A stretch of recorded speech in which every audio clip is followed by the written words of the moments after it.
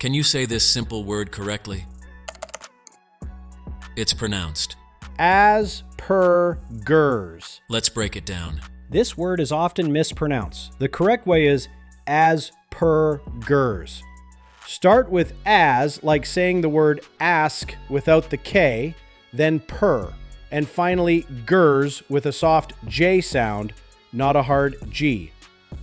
Now let's practice together. Repeat after me 3 times. Asperger's. Asperger's.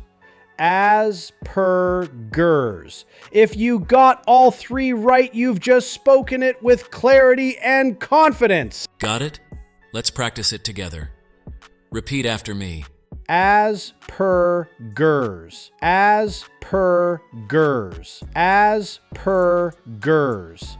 Now it's your turn. Drop a comment if you nailed it or if you need more tips. Subscribe for more pronunciation guides. And here's a fun challenge. Record yourself, post it, and tag us.